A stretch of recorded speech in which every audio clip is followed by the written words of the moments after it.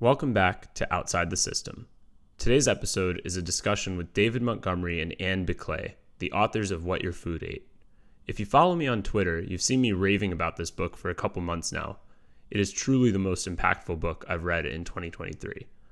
The core premise of the book and this episode is that the quality of the food we eat is greatly dependent on what our food is eating. In the case of plants, that means the quality of the soil matters.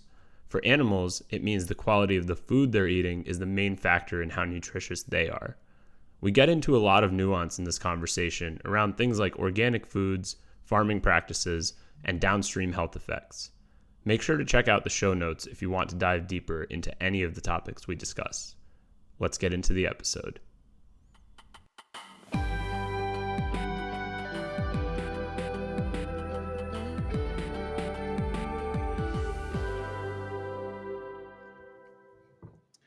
David and Ann, I have been so excited for this episode. I'm so glad you guys agreed to come on. So just to reiterate for everyone, David and Ann wrote What Your Food Ate, and it's probably the best book I've read in 2023 so far, and has been a huge positive impact on my life. So when they agreed to do the interview, I was just thrilled. Welcome to the show, guys.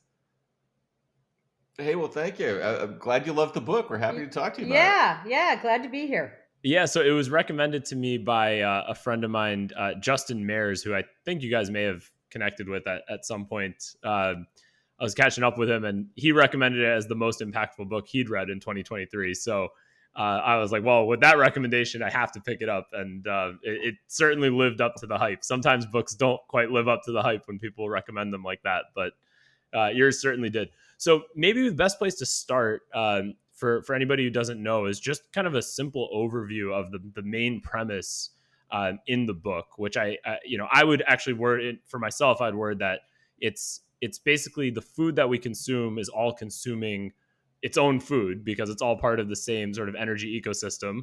And we're not, as a society, we're not really thinking about what our food eats. And so this is essentially the premise behind the book. But would love to, you guys can obviously give a much deeper overview of the book there. Yeah. Wow, Neil, I guess you did read the book because that is kind of the punchline there. I mean, people, I think everybody gets that, say, chicken, cow, your kind of general livestock certainly have a diet because we watch them eat things. When it comes to plants, our crops, that's a little, I wouldn't say it's counterintuitive, but because it's happening, down in the soil, a place that we can't see, it's harder for people to sometimes grasp or think about our crops actually having a diet as well. And that depending on that diet, different things end up in plants that end up in the human diet. And a lot of that is mediated by the microbial partners that plants have that are all congregating around the root system of a plant. And so depending on how that whole process is going, plants are either suffused and imbued with a nice phytochemical profile, certain minerals and vitamins. And when those partnerships, though, might be faltering, or there's practices that are negatively impacting populations of soil microbiota, then certain things are not ending up in our plant foods that make it onto our plate. So what David and I did in this book is we basically are trying to connect the health of the soil, because when everything is working normally, high functioning, just like it's supposed to in the soil, our crops get what they need. If you're grazing animals out in diverse pastures, they're getting what they need into their tissues. And then as those things come into the human diet, that means that is the setup for us. That's how we're getting um, micronutrients. So this is both minerals and vitamins. That's how we're getting an appropriate kind of fat balance into our diet through the kinds of animal foods that we consume. And there's also phytochemicals. This is how phytochemicals come into our bodies, and also microbial metabolites, which is a whole new area in terms of kind of nutrition and health that is really sort of just we're beginning to scratch the surface of that. But in other words, from soil health through our crops, through our animals, and into our bodies, we really need to pay attention to this way more in agriculture. And I also think the medical world needs to be far better informed about these connections. Yeah, so we've all heard, you are what you eat, right? That old saying. We're trying to challenge readers with this book to think, a couple steps back further in the chain along the way of how all the things that get into our bodies get into the foods that we then eat, and sort of why the way that we raise our food, whether crops or animals, actually influences how healthful the resulting food is for our bodies. Yeah, I mean, there's so many, so many different directions we could go on this. I mean, it's amazing. One, one, I guess, place to start would be, and I think people have felt this themselves when they realize that the taste, of certain fruits and vegetables just tastes so much different than other fruits and vegetables. And there's a story that I've previously shared in the podcast where my grandmother has lived in India her whole life, and she was visiting us in the U.S. for a couple of years during COVID, and she always commented how tasteless our apples are compared to the apples that she grew up with, that she eats on a daily basis. So she would always say they taste like water.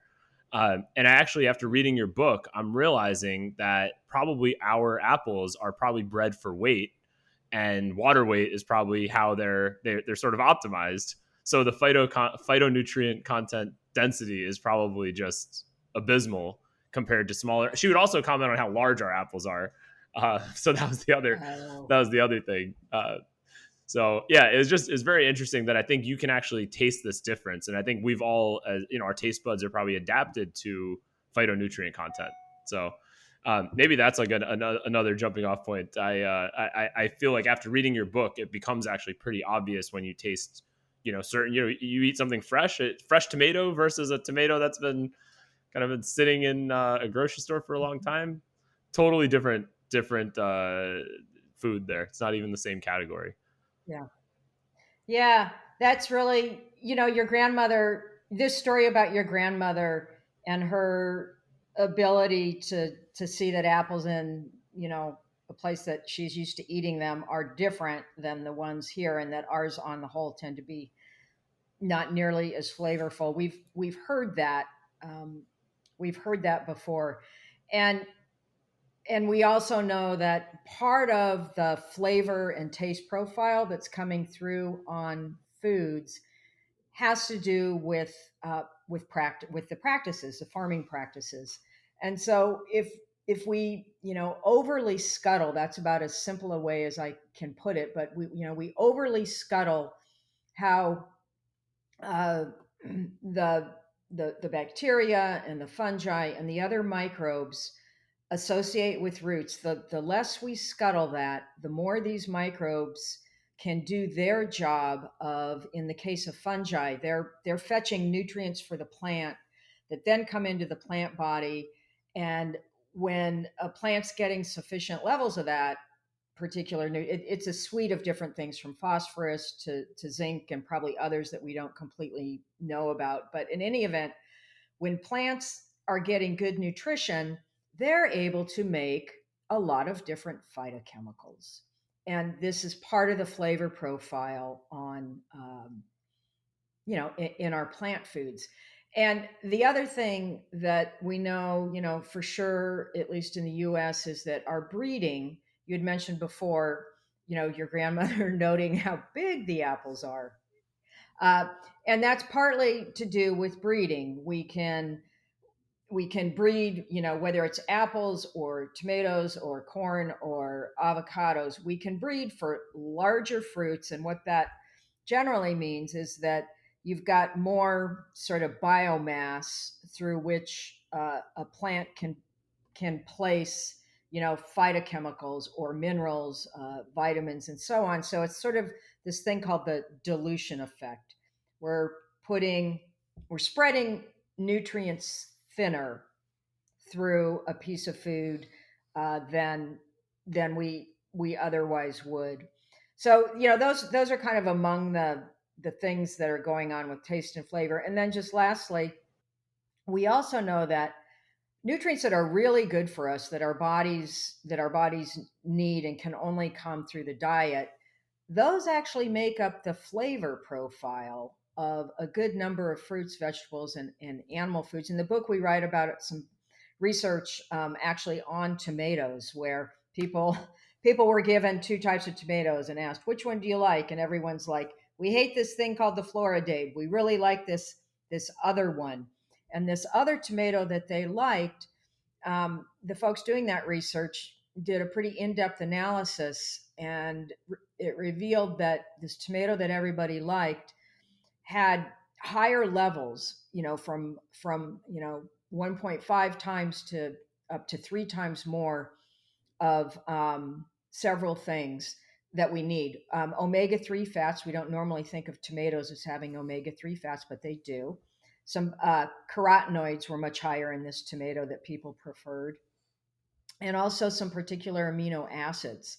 So all of this stuff that feeds into the flavor profile is also the nutrient package that our body needs. So there's definitely a link between flavor and taste and sort of nutrient composition that we don't average person doesn't even think about that. But the next time you or your listeners are eating something really just bursting with flavor, might be worth just sort of pausing and thinking, wow, what is in this that I am loving, and that my body is loving. So that's one of the biggest shifts, I think. And I was saying impactful. Your book has been impactful in my life. I think it's changed how I think about how I pay for food. This is actually one of the questions I wanted to make sure we got to. So I'm glad we're getting into it early in this conversation. The way that it's changed how I think about food is, you normally think about, okay, I'm buying this steak for this much per pound, or I'm buying this, apple for this much per pound. But that's like the overall biomass that you're paying for, not necessarily the nutrient density. And so it's made it very much easier, I think, for me to pay for like buying my meat directly from a farmer, or buying organic fruits and vegetables versus conventional. It's, yeah, you're paying more, but on a per nutrient basis, you're probably actually paying a lot less, because otherwise you're just paying for the water. How have you guys seen that, I guess, play out as the work that you've done in terms of your research, writing the book, talking to a lot of folks? There was a whole chapter around, I believe maybe it wasn't a whole chapter, but there was definitely a section around making the nutrient density more transparent to consumers.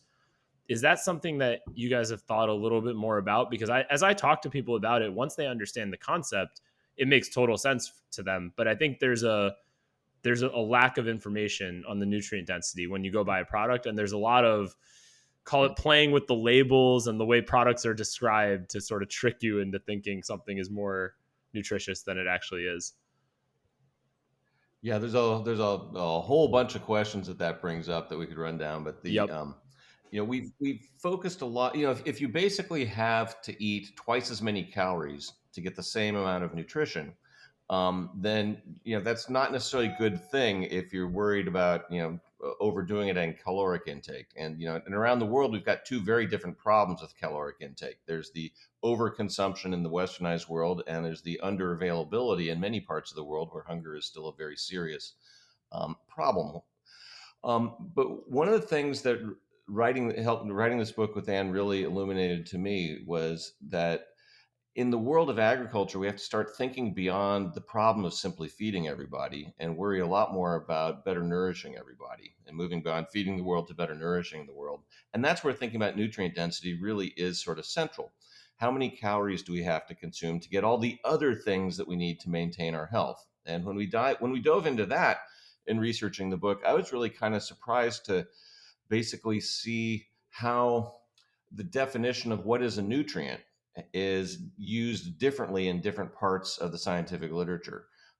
in the sense that if you look at sort of the strict definition of a nutrient and the way a lot of nutritionists use it, it's the things that we actually need to stay alive, which are important, obviously, and calories factor into that, as do many major macronutrients. But when you look at what it takes for us to stay healthy and to think about how would we optimize our health, that's where the suites of micronutrients and vitamins and the phytochemicals that Ann was talking about earlier all come into play, because they serve roles, anti-inflammatory roles, antioxidant roles. Different things do different things in our bodies. But if they're non-caloric and we don't need them to survive, then in much of the literature, they're not really sort of considered nutrients. So when people look at comparing how different farming practices affect the nutritional profile of foods, the first thing to look at in those studies is, well, how are they defining a nutrient? What are they considering on the bus in terms of nutrients or off the bus? And if you're thinking about the kinds of compounds that really promote human health beyond human survival, you start thinking about food and nutrient density in a very different way. And you think about the hidden cost of cheap food has been poor nutrition. And if we look at in the United States, for example, back in the 1950s, we used to spend about twice as much on food as we did on healthcare in terms of our per capita prorated incomes. It's now the opposite. We spend twice as much on healthcare as we do on food, and many of those healthcare expenses are related to the kinds of chronic illnesses and chronic conditions, chronic diseases that can be traced back to dietary roots, of which one component is how our food raised, not the sole component, obviously. In terms of looking at human health, we've got our genes, whether we exercise, our lifestyle, what we choose to eat. But what we explore in the book is really, well, what's that other added dimension of how we raise our food, and what are we missing from it if we look at conventional agriculture relative to other styles of agriculture, and particularly farming practices that build soil health, as we trace in the book. That cascades up into more micronutrients, a better vitamin profile, better phytochemical profile in our foods, and how that all influences human health in terms of helping to manage or quell chronic conditions and chronic diseases, is a really interesting connection between agriculture and medicine that Absolutely. hasn't gotten enough attention in the past, which is why we wrote the book. Absolutely. Yeah. We had on the podcast, we had Gabe Brown actually a few episodes ago. And so we dove a little bit into this, but in that episode, one thing we didn't get into, which I'd love to ask you guys, is how did we get here? So we got into that a little bit with Gabe, but we spoke a lot more about kind of the medical and the soil health connection in that episode.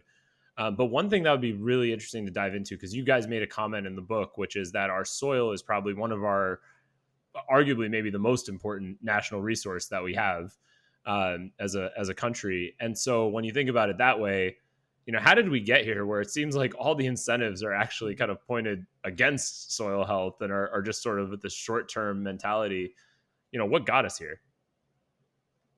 Yeah, well, there's a lot to that, and Ann and I have been thinking and writing about this for a series of books. What Your Food Aid is actually the fourth that we've written in that relates to these kinds of topics. And depending on how far back in agricultural history you want to go, we could talk for hours about this. But I'll try and give you sort of the very, very brief overview. Is that since the dawn of agriculture, we've basically degraded probably about a third of the world's potential farmland, to the point where it's no longer highly productive farmland. So the process of growing food to feed ourselves has had a short-term benefit where we've tried to maximize the amount of food that we grow. But if we do it in ways that undermines the health and fertility of the land over the long run, between generations, we can quite literally degrade the foundation for an agricultural civilization. And that's happened in various places around the world. I wrote about all that in a book called Dirt: The Erosion of Civilizations back in 2007. And that's what got Ann and I interested in this story of how people have treated their land affects how the land can then treat people. And to make a long story fairly short, but in the westernized world, Western Europe and post-colonial North America, farming practices had so degraded the fertility of the land by the sort of the 1930s ish that people realized that you could get a very big boost in yields. You could grow more food by using highly mechanized practices along with a lot of synthetic nitrogen fertilizer. That was a recipe for boosting yields. It turned out it had an unanticipated, undesirable side effect in terms of reducing the nutrient density of many foods, and in degrading soil fertility, which basically meant we were hooked on the synthetic fertilizers to actually maintain high yields. So we kind of farmed ourselves into the situation that we find ourselves in. And our policies our agricultural policies, sort of post Second World War, were a big a factor in that, but not the only factor. So, encouraging the separation, say, of livestock and cropping, removed manuring from the cycle of farming that actually helped to build soil fertility. Specializing in one or two crops, the monocultures actually degraded soil fertility. Overuse of synthetic nitrogen fertilizers degraded soil organic matter. There's a whole litany of pieces of that we write about in What Your Food Ate. And there's a deeper dive in the Dirt book. But it's all connected to sort of where we were in history as our population really started exploding post Second World War, and we needed to keep up in terms of calorie provision. We overemphasized the production of calories and took our eye off the ball of, at the same time, trying to promote the nutrient density of those calories. And so that takes us to where we sort of are today, where we need to sort of look back at conventional practices and go, what could we do to boost the nutrient density of our crops while maintaining high yields? And that's where farmers like Gabe Brown, that you interviewed a few episodes ago, are real innovative in the kind of methods they're using. We interviewed Gabe in writing Growing Revolution, the book before What Your Food Ate. He's got amazing soil, an amazing farm, and amazing food grown on his farm. He's a good example of the kind of thinking we need to sort of adjust to try and hit the target of better nourishing the world and not just feeding the world. Absolutely. So one thing that you mentioned there, there's, again, we could be talking for like 3 hours if we dove into every possible tangent on here. But one example that was brought up in the book actually was the World War II diet of the British people, and Oh yeah, that was fascinating to me because I would have assumed on sort of rations and at least what we're taught about World War II, it was a really restricted diet because they were putting everything into the wartime effort, which is what it seems like. But the prescribed diet, just reading a couple of notes from the book, it says dentists notice fewer cavities, rates of anemia decreased among children, infant maternal mortality dropped to the lowest levels on record, so did stillbirths, and children even grow taller. So talk a little bit about that story because I thought that was one of the most fascinating things in the book. Yeah, the story of the English diet during the Second World War is a really interesting story of a grand experiment on changing the diet of a people at a societal level. And a parallel experiment was going on in continental Europe, where there were some very downside examples of what would happen with a restricted diet and a poor diet and starvation and all that during the Second World War. But the English story was a little different. They had a very a rational plan on what to grow, what to import, how to ration their food. And they essentially reduced consumption of sugar. They switched up their meat consumption. They switched up their fat consumption and their dairy. But basically, they ran the experiment of having a whole populace eating a healthier diet by design, well, not by necessity, in effect, a reduced calorie and better uh, provision diet, and they had very positive health outcomes across the board during this horrible wartime experience that the British Isles were experiencing. So it's a really good example of what can happen when, at a population level, people start eating better. Yeah, I think what's interesting. There's a lot of interesting things in there. Both about a government advising their people what to do, and making sure that that's possible. And the big difference is in part with how that was kind of orchestrated and carried out is that it was well known by that time that deficiency in single nutrients was not a direction to go. Like, we do not want to deprive people of, say, vitamin C. We know that causes scurvy. We don't want to deprive people of, the range of B vitamins. Those are needed for, all kinds of things in our bodies. So this was a kind of a diet that it was not about nutrient deprivation or starvation or severely cutting back on calories. It was um, really putting together eating a diet of fewer calories, but that those calories contained everything that human biology needed. So that is really what's the story there. And I think probably, at that time, compared to the just flood of ultra processed foods that come at us today, I think part of the reason this diet was so successful and they saw these results is they pretty much, said, no processed, we're cutting back on processed foods here in the English diet because we have to. And this was sort of the manifestation of the wartime effort. I think that's another factor in why they saw the health outcomes that they did. They switched from refined flour to, wholemeal flour. Uh, you know, I don't think it was called junk food back then, but the equivalent, pretty much dropped out of the English diet. So yeah, and I think the other interesting thing about that is it didn't these changes occurred pretty quickly, right? It didn't take a decade later. I mean, within Yeah. they measured stuff later, but the dietary changes, took effect immediately, and then outcomes were measured after that. Yeah, it's a good example if we sort of think forward in terms of the westernized world, where some of our biggest expenses are in the healthcare arena.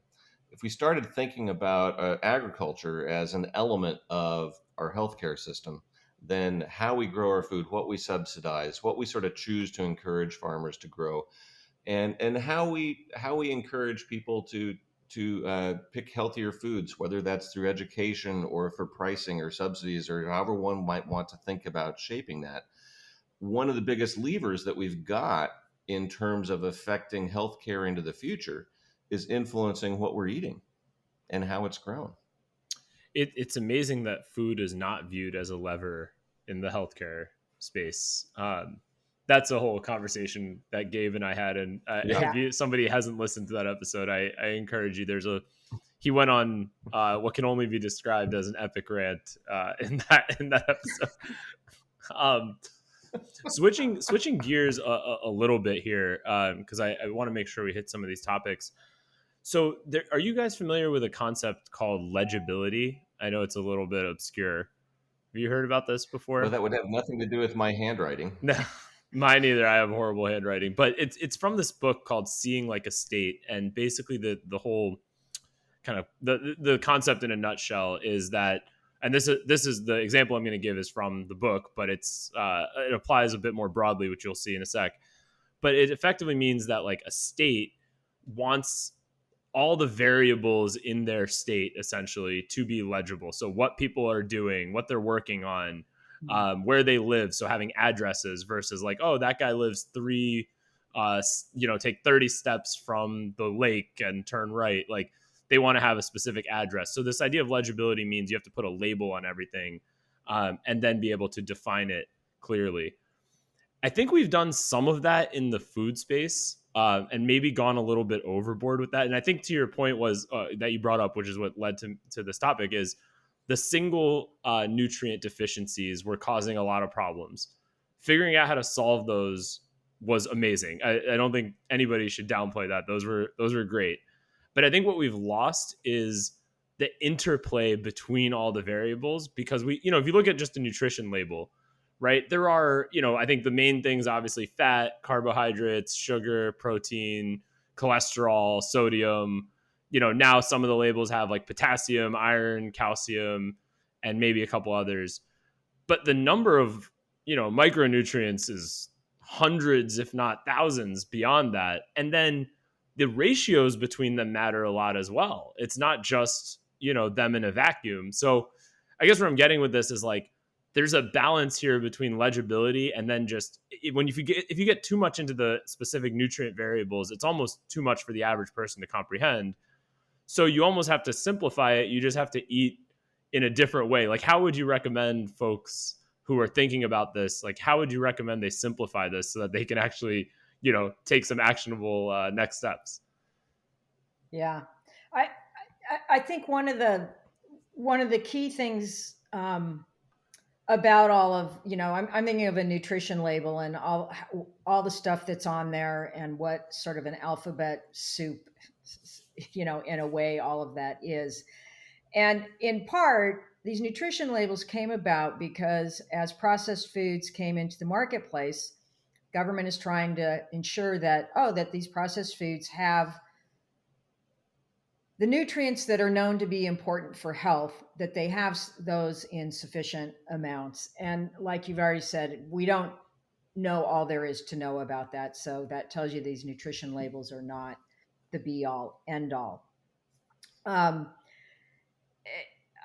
I think the advice that I would give a person about, okay, yeah, it's good to know a nutrition, some of the things on a nutrition label, but you're almost better off given that human beings are omnivores and we have always eaten widely across the plant world and the animal world. And we know also that processing foods, taking a plant, in processing tends to happen a lot more with plant foods than animal foods, but taking these various kinds of plants, deconstructing them down to these, really simplified things, and then reassembling them into other foods. We've never had, up until modern times, we've never had those kinds of foods in the human diet. And all of the research and evidence is pretty much pointing to ultra processed foods are doing us no favors. So I would kick those entirely out of the human diet were it up to me. And so with those out of the diet, then you're just on your whole foods. And there's where I say, go for it. Go for diversity. Diversity in your fruits, your vegetables, and in your meat and your dairy choices. Because as you're as you're picking and choosing from among all of these things, this is how, in concert with your body wisdom, you're going to be ending up with a balanced a balanced sort of nutrient portfolio, so to speak. If all you ever do is sit around and eat, bananas and peanuts and coconuts and stuff like that, you're missing out on some of the great nutrients in animal products. And on the other hand, if all you're doing is eating a diet quite heavy in animal products, you're probably not taking in enough phytochemicals, which plants are rich in. So the way I see it is you want to eat those foods that are kind of known for their nutrient density. And certainly in plants, we know phytonutrients.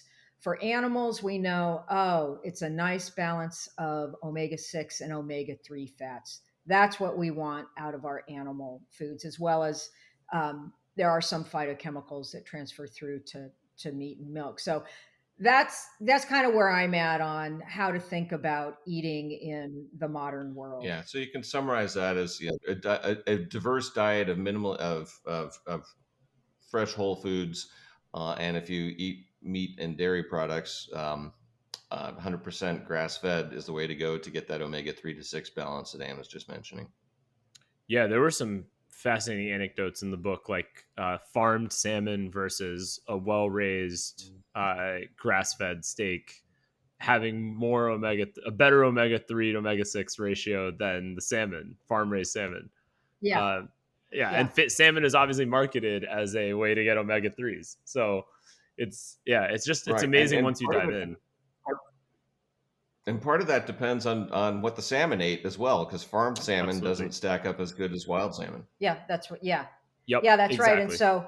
so, yeah, and you can take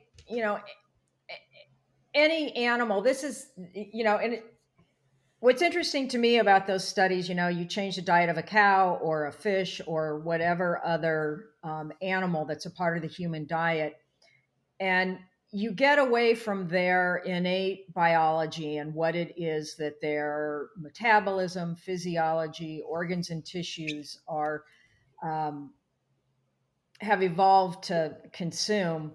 You get away from that, and it just things start to kind of unravel in the health and biology of that animal. And so you look at this for salmon, for chickens, for pigs, for cows, and then you ask yourself, People. well, what does that mean then for me as a human being if I've got a diet that's 80% ultra processed foods, and that has never been a part of the human diet, up until the last second of, human evolution.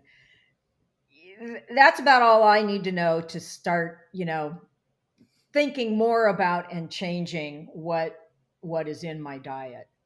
Yeah. Yeah, absolutely. And I think this is one of the issues, another issue. I mean, there's so many, again, areas that we can dive into, but one area that you've kind of brought up here is, I think, nutritional studies. You've called out really well in this book, because I think there are, it's not even just nutritional. I think anything around like lifestyle is so affected by what you eat, and what you eat, how it gets processed, is so affected by what else you eat. Like a couple, anecdotes and jumping off points, and then you guys feel free to take it in whatever direction you want. But the two that stick out in my head from the book is the soybeans section, where I've always assumed, soybeans are not great, and I've avoided them. And then one thing that kind of caught my eye in this book is, apparently soybeans are processed differently depending on your gut microbiome. And for some people, it seems that it has actually had, like, it seems like it's a really great product for, or a really great plant for a lot of people. And, the whole country of Japan eats a lot of soybeans, has gone really well for them. Uh, on the other hand, in the US, maybe soybeans aren't raised the same way. I mean, there's a whole lot of variables here. But my point is, there's a lot of studies one way or the other on soybeans, but it's not really, doesn't really show you anything, because it seems like it's processed differently depending on who you are. So the studies don't necessarily tell you how it's processed. Then the second one that caught my eye, which I have here in my notes, which I thought was fascinating and again relates to Japan, is how smoking is like very differently processed by your body depending on your diet. And there was a study from Japan, it looks like, which showed that people, like, the lung cancer rates for people who ate green and yellow vegetables versus those who didn't, was half the mortality rate for the people who did eat the vegetables versus those who didn't. And I mean, that's fascinating. That's, again, it shows you like something that they do a study. It says, oh, smoking leads to this kind of lung cancer risk. Well, what else are you doing in your diet or in your life that might impact that rate? And so, not to say like smoking's a good thing, but just, it's very interesting that the way we do studies is a very single variable. Like, we try to do it in the single variable thing, but none of us live in that way. So that's, feel free to take that in whatever direction you want. But I thought that was a great way that you guys framed it in the book, that there's all these variables that are out there, and your diet is obviously a huge one, that impacts all these Yeah. lifestyle choices. Yeah.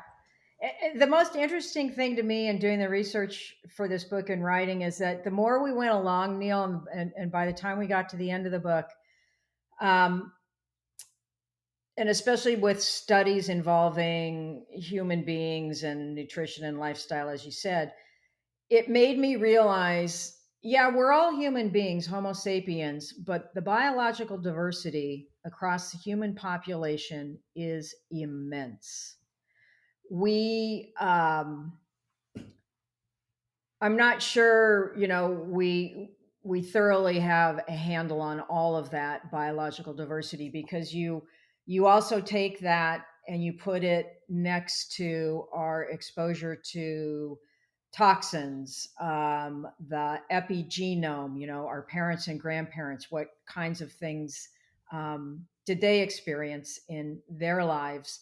And it explains, a lot about some of these studies that either they're not replicatable, or you get different results in, say, a cohort that is 60 to 80-year-old African American women versus 30 to 40-year-old white males.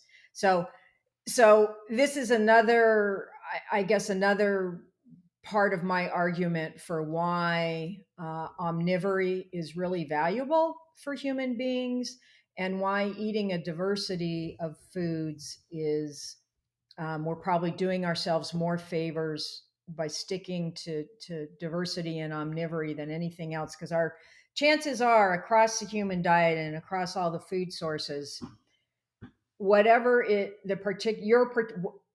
whatever particular vulnerabilities or strengths relative to, say, disease or infections or what have you, you'll be getting something in your diet that's going to keep the bad stuff at bay, and that's going to support the things that you need.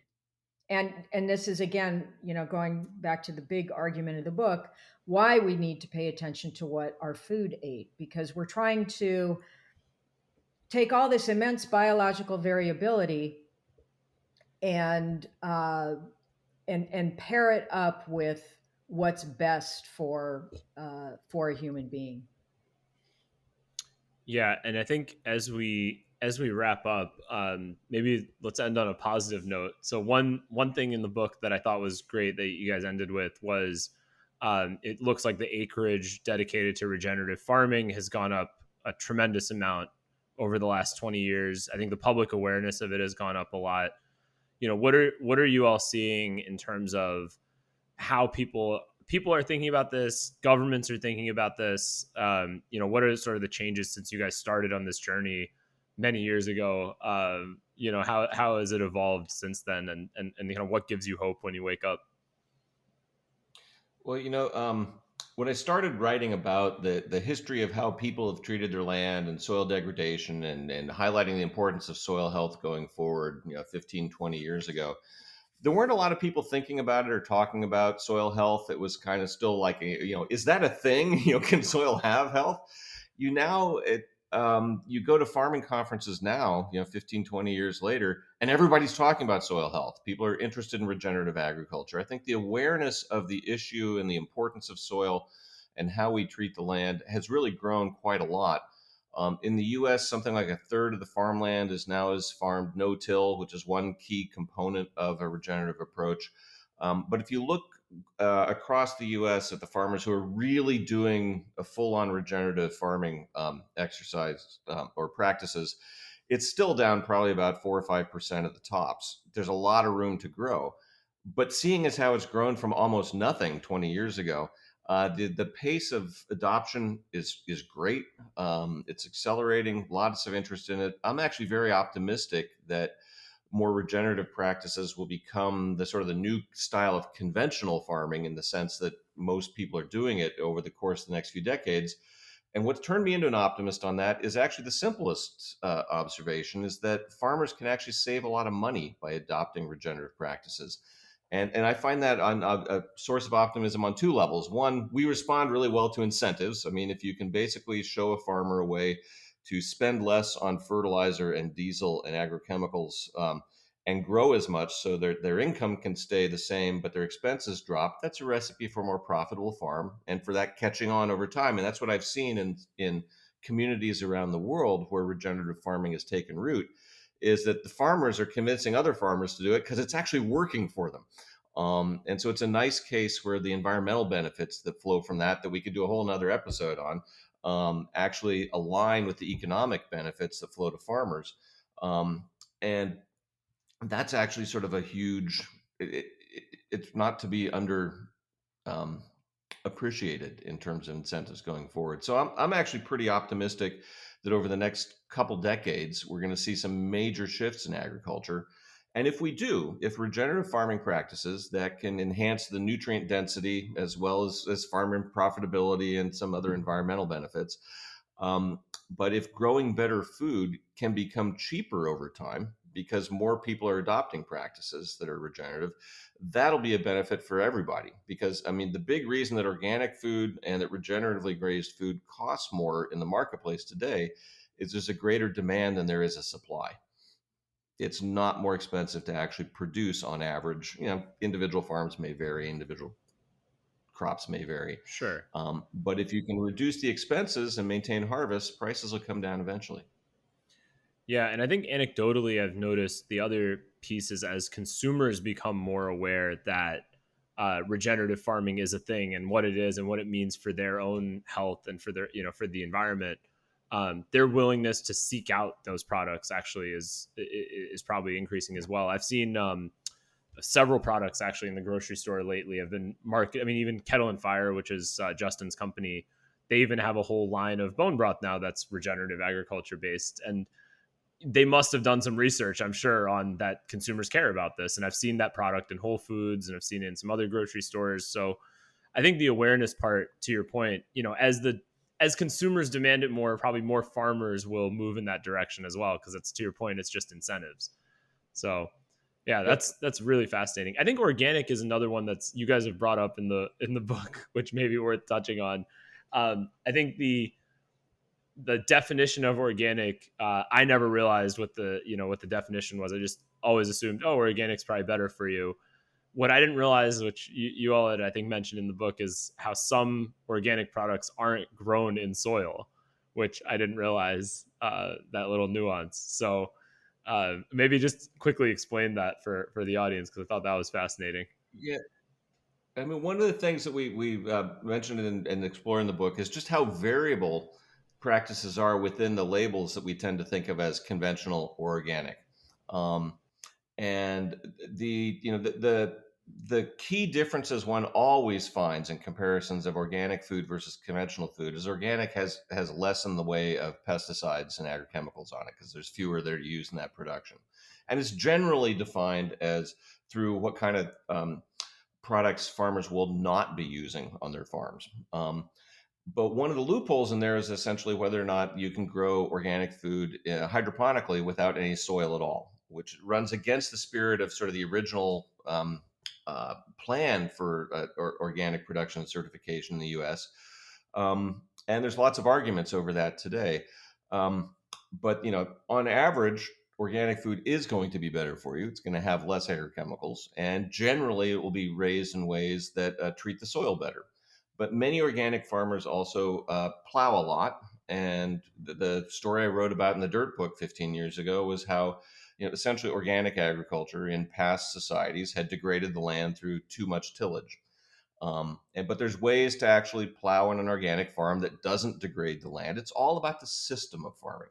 And what we argue in What's Your Food Ape is that whether you're a conventional farmer or an organic farmer, a biodynamic farmer, an agroforester, whatever kind of style of farming one is doing, that we ought to be paying far more attention to the effects on the health of the soil, because that's the mechanism that translates up into the healthfulness of our crops and our livestock that raise that in our diet, and that the labels that we use to identify different styles of farming today don't fall out perfectly along the lines of looking at the effects on the land. But that's where we should be focusing. Yeah, and then with respect to the organic question, so okay, what qualifies as organic is plants, grown indoors, basically on a chemical nutrient feed system, qualifies as organic. I don't think that's what most consumers have in mind when they go pick out a head of lettuce or carrots or something like that. We Yeah. have, grown in soil is what we're thinking of, not indoor, kind of laboratory ish environment. The other thing that's little known is you can get organic meat and organic milk and organic eggs, but what isn't really understood about that is that you could have animals in, say, cows in some kind of a confined system where they do not have access to pasture, and what they're eating are these total mixed rations of organically grown grain. And if there's anything worse for ruminant biology, so ruminants are cows, sheep, and goats, it is eating a 100% grain diet, whether it's grown organically or conventionally. That wrecks an animal, it wrecks the fat balance. And So, and yet it's organic. So a consumer doesn't really know that if they're going to go pick out, a steak, a pork chop, or chicken. All that means is that whatever feed a producer decides to feed their animals, it needs to be organically grown. And so, organic doesn't, in the case of many animal products, it doesn't address the nutrient nutritional consequences of what that animal might be eating. That's one of its, I think, one of the biggest flaws in the organic system is around sort of what animals are allowed to eat and what Yeah. producers can feed them. Back to what your food ate, basically. Yeah. Yeah. Well, and I Yeah. think that speaks to the importance of knowing where your food comes from and who's growing your food, or who the farmer is. Because I think, there's always going to be, I mean, the food industry spends billions of dollars to hijack your taste buds, essentially. And they're going to, I mean, they're going to use every trick in the book to try to cut a corner and get an advantage, where they can make you think you're getting a certain type of product and charge you that cost of that type of product, but still have the cost savings of feeding the animal the all grain diet. Just happens to be organic. Great. There's that, they're going to do that. But the thing is, if you know your farmer, you know where the food's coming from, you have a lot better shot. I know not everybody has the ability to do that, but that is uh, that's the safest bet to go about doing this. Yeah. So And I yeah, mean, in some senses, yeah, it's almost like as eaters, we kind of need sort of, I mean, from kindergarten on, just sort of some basic education about, all right, what is it that in, herbivorous animal like a cow, what do they eat? Oh, they eat plants, living plants out in a pasture, ideally a pasture that's got wide species diversity, because these animals have a biology that allows them to pick and choose yes, what to eat in ways that balance their nutrition and self medicate and live a good life. And if I think consumers sort of understood some of the basic biology behind a chicken, a cow, a pig, you could then easily ascertain that's not the kind of chicken I want to eat, or indeed that is the kind of chicken I want to eat. And likewise for plants, if we understood that plants really have a whole protection and defense system that is in part built upon communication and relationships with their microbial partners around the root system, we would then understand, oh, probably we want farming done in ways that support that kind of biology. Because even though our crops and livestock are domesticated animals, they still we have not stripped everything out of these plants and animals by any means, Neil. None are sitting ducks, so to speak, out there in the field or the pasture. It's just that the ways in which we grow plants and raise animals has really impaired their innate biology that has actually worked well for their own evolution up until modern farming kind of got over modern, so to speak. yeah, I thought that was another fascinating thing in the book. I mean, if any listener can't tell, there's every part of the book is fascinating. I've said that probably 100 times now, that this part was so fascinating.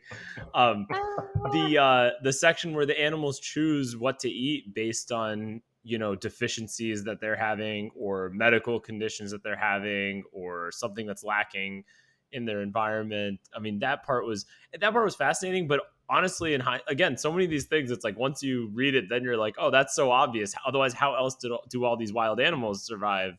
It wouldn't work otherwise. So of course cows do the same thing. Like, they're not robots that are invented by human beings, they're actual animals. So yeah, I thought that was fascinating. And I think to your point, that's another thing that gets, like, it's not just grass is not just grass. Like, grass is not grass, I guess, right? This is a point that Gabe had brought Right. up as well. The grass itself has different nutritional profiles for the cows, and then that all cascades up into the steak that you eat or the liver that you eat. It's not just, they're not, grass is not like just a commodity that you're just, all grass Right. is the same.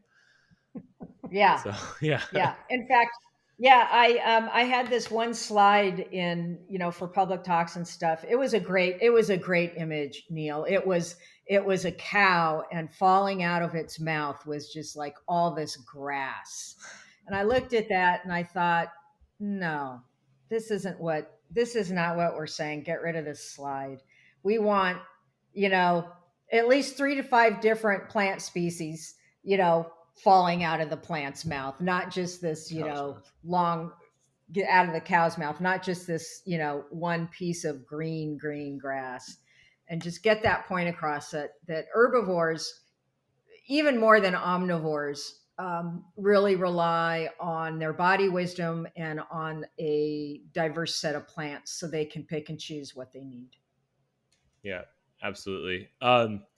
All right, at the risk of this episode going too long, because if I go through the rest of my topics, we'll be here for another hour. We'll have to do a part 2 once I finish the other book.